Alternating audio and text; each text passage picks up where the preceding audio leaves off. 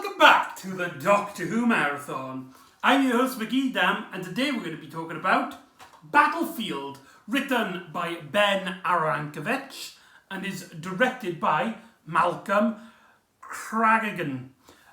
This is the first story in the final season of classic Doctor Who, which introduces a new jacket for the 7th Doctor, his iconic dark brown jacket, which was supposed to represent his more darker aspects in his later season, to which Sylvester McCoy really gets a kick out of in this story, clearly is shown.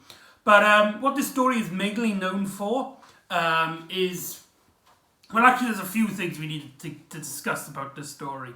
But I think the important one for me is that this is the final appearance of the Doctor's good old friend, played by Nicholas Courtney. That's right, it's the Brigadier Alistair Lethbridge Stewart, making his final appearance in the show proper.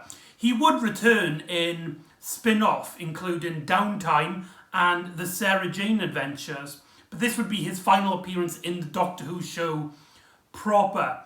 It's always great seeing Nicholas Courtney, and it's really cool to see him working off another Doctor, specifically the 7th Doctor.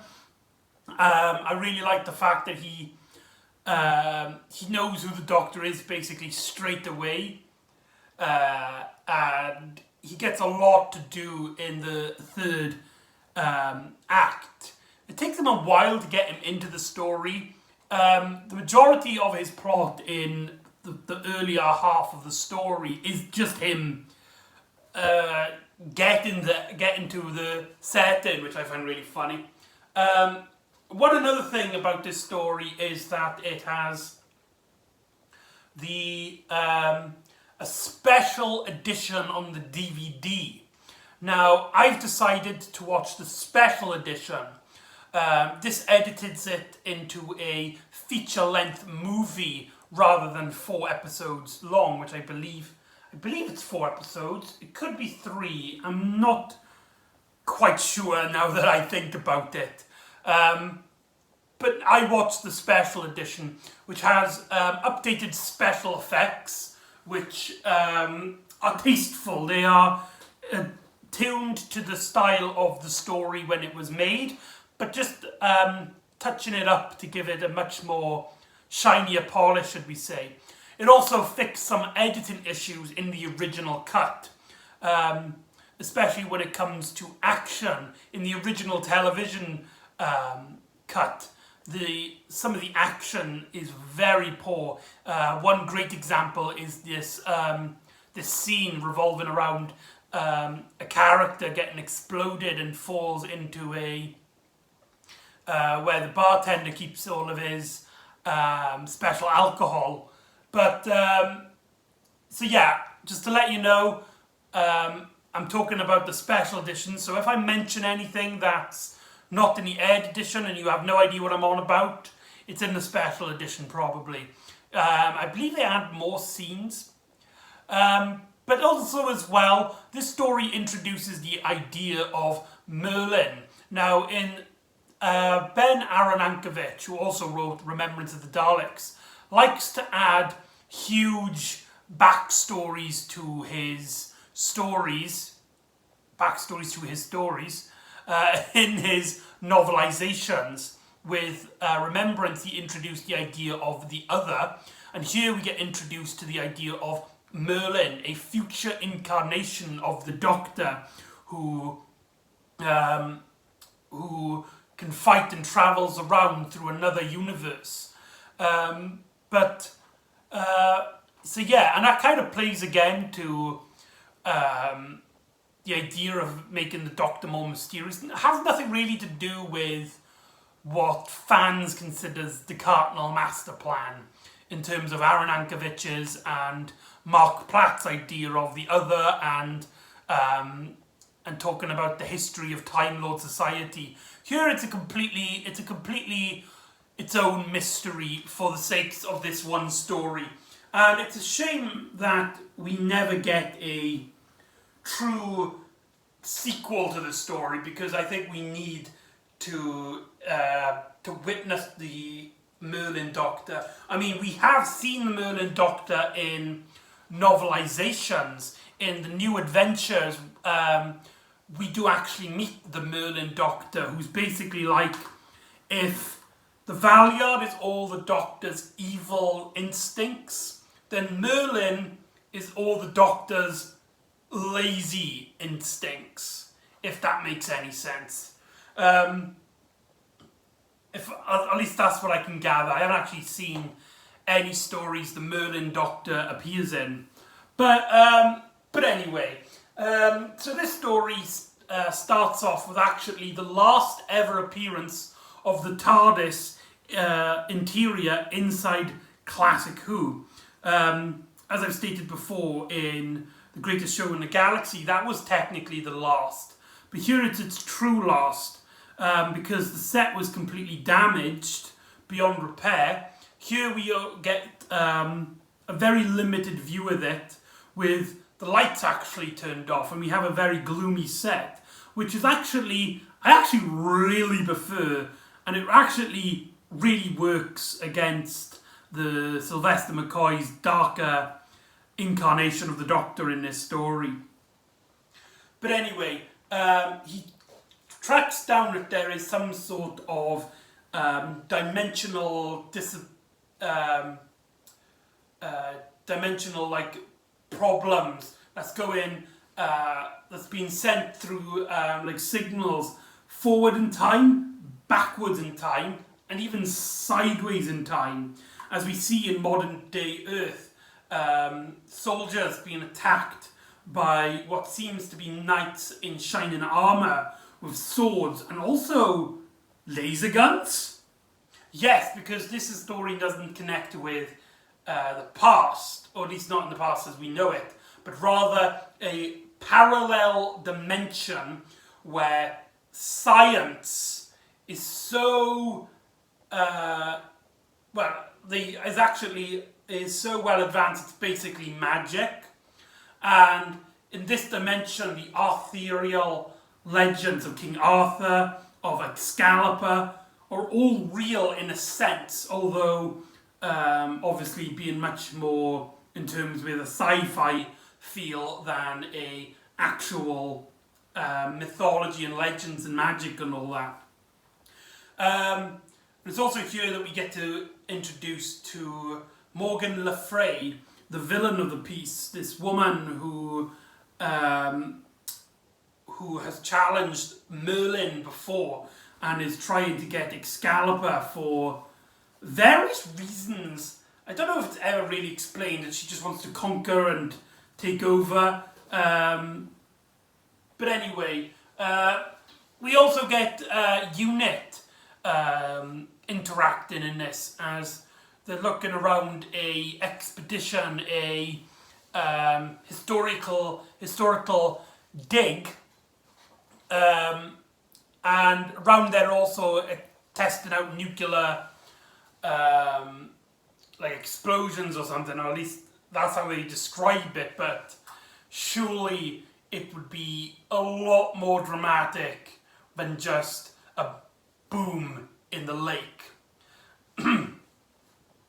And it's also here that we get introduced to Brigadier Bambara,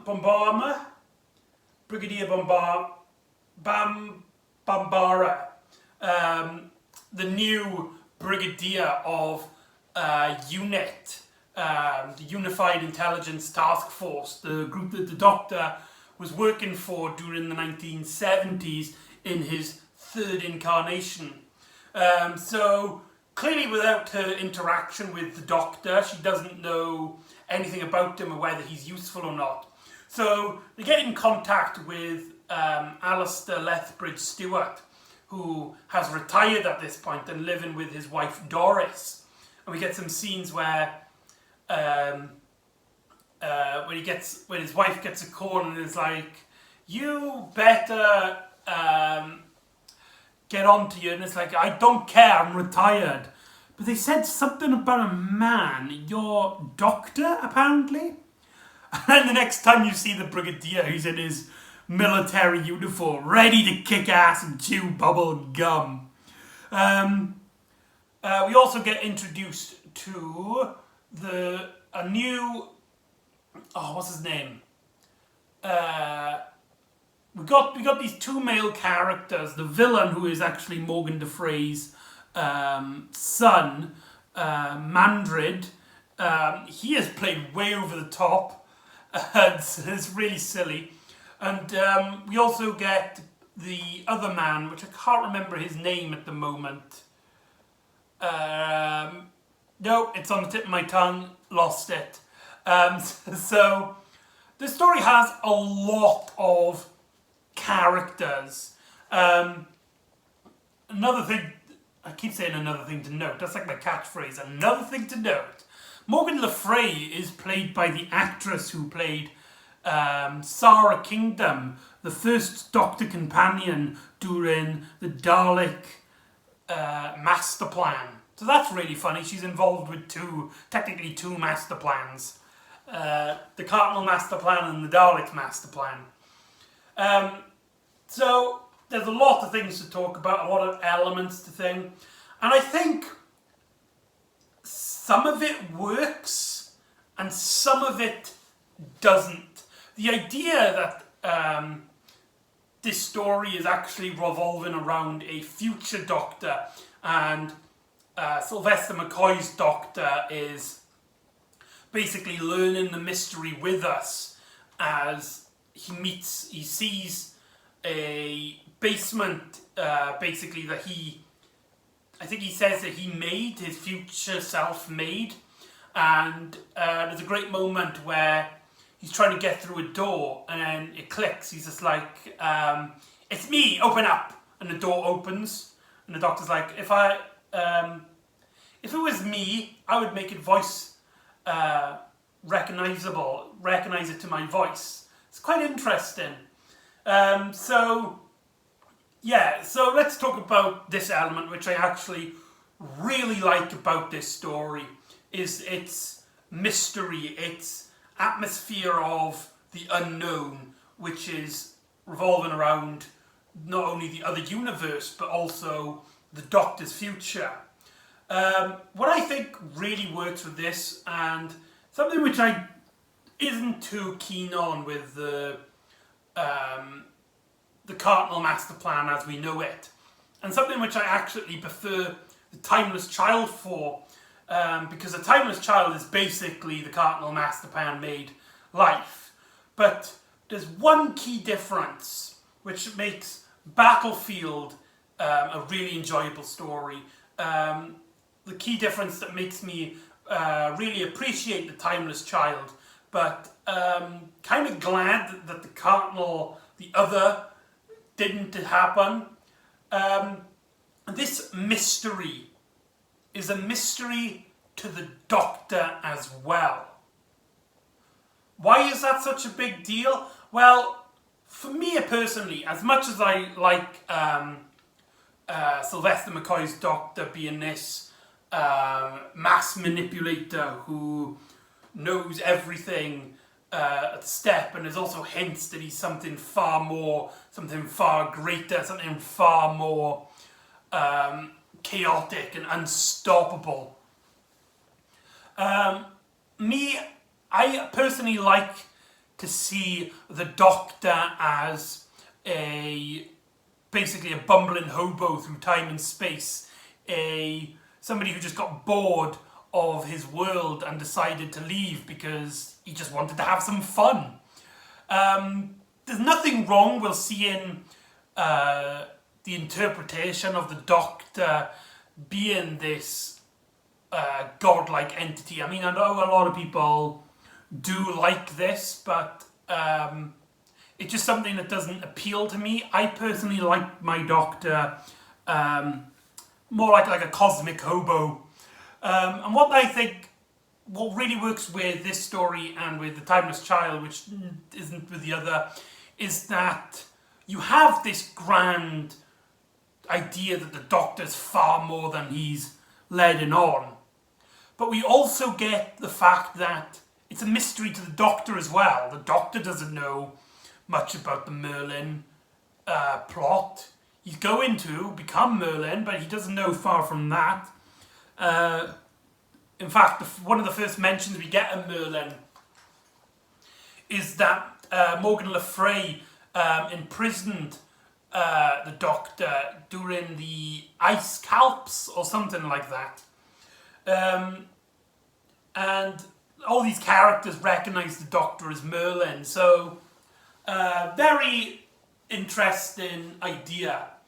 What I don't think works, though, is its production. Especially when we come to all the authorial stuff, in my opinion anyway. Like the idea, I really like the idea of Doctor Who doing King Arthur. That sounds awesome. But I think with the video cameras, giving the story a much more clean-cut look, makes every costume look like costumes rather than what they actually supposed to do. And I think this is one of the few stories in the classic era where I think the music really lets it down. It's some great music, some great tracks. But when you've got the whole idea of like King Arthur, knights, futuristic knights, and they're all battling and they're all going ah, do do do do do. You've got this like these like 80s like riffs playing in the background, and it does kind of give it an amateur feeling. It's one of those stories where, again, I keep saying this towards the 7th Doctor era, but there's no better way of describing it. It feels pantomimic. Yeah, but, you know, I can't help but say about it. And I think, especially with the action, it's trying to be more over the top than I think the budget could allow as well. And you've got these actors when they're fighting really clearly don't know how to wield a sword, and it's clearly actors being told, right, just swing it at them and go ha, ooh, ha, and pull faces like that. And I think that really, the story really suffers from it. The relationship between the 7th Doctor and the Brigadier and as well Ace is a very interesting idea, because Ace and the Brigadier don't actually get along for the majority of the story. The Brigadier refers to Ace as the latest one, to which Ace kind of takes offence at, and she kind of doesn't like the Brigadier because she doesn't think that he sees her as a person rather than just the Doctor's assistant. In fact, when she mentions this and storms off, the Brigadier seeing this is like, oh dear, women were never my strong point. Followed up by a line by the Doctor saying, don't worry, Brigadier, people will be shooting at us soon. That's a really good line. The Brigadier actually gets some really good lines in here. Obviously the most famous one is right at the end where he says, "Get off my world." And there's a really strange scene as well where he meets Morgan Le Fay by a church, realizing basically that she's a hostile, but they kind of come at a small truce because she realizes that humans aren't as barbaric as she was led to believe.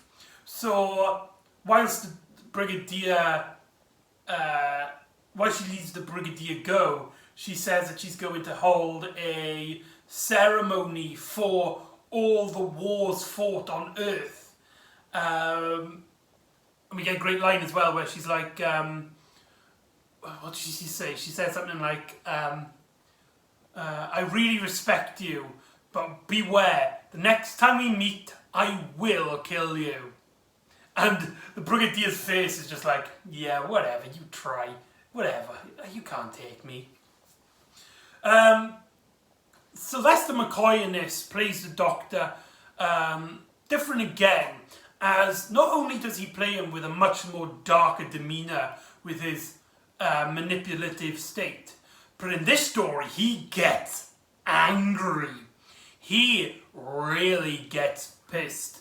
And one of my favourite scenes is obviously the there will be no battle here. So basically setting up the context. The Doctor and Ace has found Excalibur, which Morgan Le Fay wants because it holds some sort of power and wants to reveal where the true force of King Arthur is. Whilst this is happening, Morgan Le Fay's army attacks the unit base, and a whole battlefield, you should say, breaks out between the unit soldiers and Fay's soldiers. And the Doctor and the Brigadier witness this, and the Brigadier gives the Doctor the idea of just going in the middle of it. It stops. Earlier on in the story, the Doctor actually uses the idea that he is Merlin to put fear into his enemies so that they would run away and hide. And we get the iconic moment where everyone stops fighting as the Doctor screams, "There will be no battle here!" And he gives this like iconic speech. However, Mondred explains that this isn't a battle, this is a decoy to help get Morgan Le Fay to Ace, to get to Excalibur. And the Doctor realises that he's basically put Ace in a very vulnerable state. And so what does the Doctor do?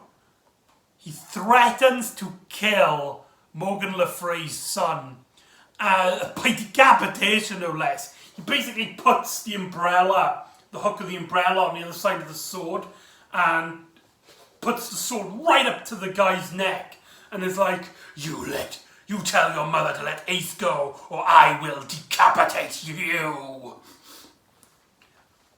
That is some powerful acting. Might be a little bit over the top, but I think with the character and McCoy, it really works to the story's strength. And that's not the only moment as well. We get a lot of great scenes where Sylvester McCoy gets really angry. There's a one earlier on which I briefly mentioned, in which people are about to kill them, about to threaten to kill them, but one of the characters basically states, "Do you recognise him? Does his demeanour seem familiar?" To which they recognise him as Merlin. And the Doctor is like, "You will go away, you will leave now and surrender, or I will do terrible things." So, yeah, really intense moments. And there's another one as well, right at the end of the story. Morgan Le Fay threatens to unleash a monster, the Destroyer. And it's got a really cool mask. There's a great picture of it on the cover there. This blue half dragon, half man thing, who apparently devours worlds, like it eats them up and destroys them. But Morgan Le Fay actually keeps him prisoner, locking up him in chains for when he'd be freed. And she's actually kind of scared to unleash him. but she later on decides that she will release him. And you're going to be really disappointed to find out that despite him having a really cool mask, I think him with a really human body covered in armour look really doesn't work. But what I think really lets it down is the fact that he does nothing. They build him up.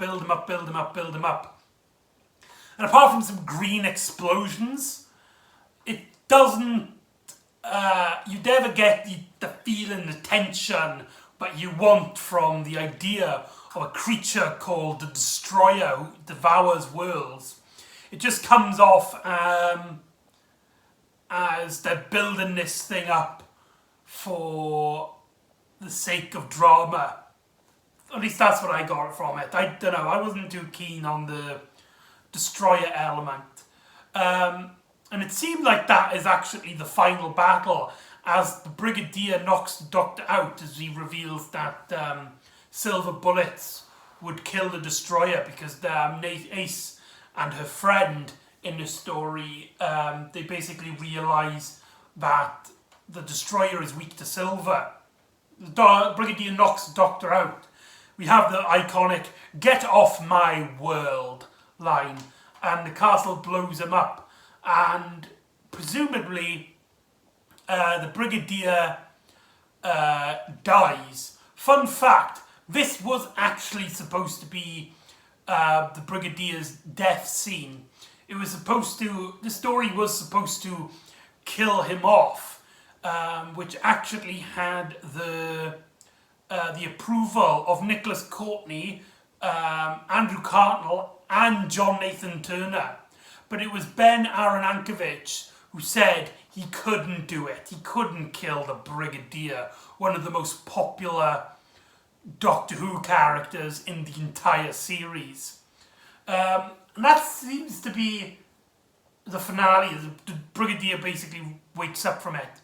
However, Morgan Le Fay and her son actually sneak into the unit base to actually unleash the nuclear bomb which they've been storing. And whilst everybody's distracting all of Morgan Le Fay's army outside, the Doctor goes in to confront Morgan Le Fay, and we get one of the most passionate performances in the show's history. Even if it's so passionate, it might be kind of distracting. Basically, the Doctor pins up Morgan Le Fay, like basically got his umbrella right up to her, pinning her up, and he's giving this big, massive speech about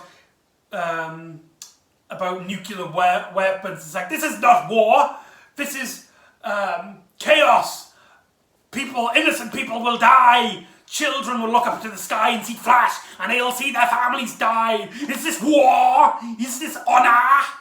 And Sylvester McCoy gets so into it.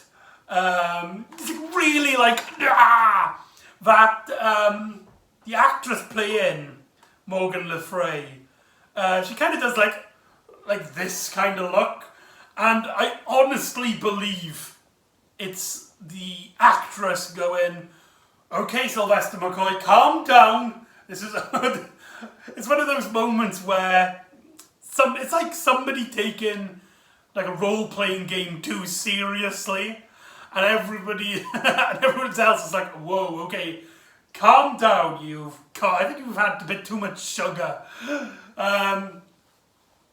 So, yeah, like, every time I see her, I kind of laugh, because, I mean, Sylvester McCoy being passionate, and especially a scene of talking about war and destruction, really embodies the Doctor. But it's just how passionate, just how into it, and the fact that the other person he's acting against, you can see it in her face, she's kind of like, oh, okay, calm down, right? This is only a TV program. So McCoy. But yeah, she later gives in, and it's like no, and she unreleases the nuclear bomb. She releases it. She doesn't use it, and she proclaims that she's going to see King Arthur for one last time. But the doctor states to her that he is dead. He died years ago and is now turned to ash. And she kind of gets really sad by this. I don't know if it's implied that she was in love with him. I think that was the idea. That's the feeling I got. And so the story ends with with all the crew at the Brigadier's house as Dorothy, the Brigadier's wife, goes travelling in Bessie. Oh, I completely forgot. Bessie's in this story, making its final appearance in any shape or form, really. Maybe bring Bessie back to New Who. Come on, let's have it. And the Doctor, Brigadier, and this male character who I can't remember the name of, basically like laugh and credits roll. So that's Battlefield. Overall, and I think this might be a bit controversial, because I know a lot of people like it. Fun fact, Lewis Lovehog, aka Linkara, the comic book reviewer, he actually states that this story is his favourite Doctor Who story of all time, because he loves the authorial legends and myths about it. But for me, I think it's 50-50. I like the idea of Doctor Who tackling an Arthur legend from another dimension, and the idea of the Merlin Doctor and the Brigadier. But I think something doesn't quite work. But I don't think it quite works, it quite gels. I think mainly it's a production thing.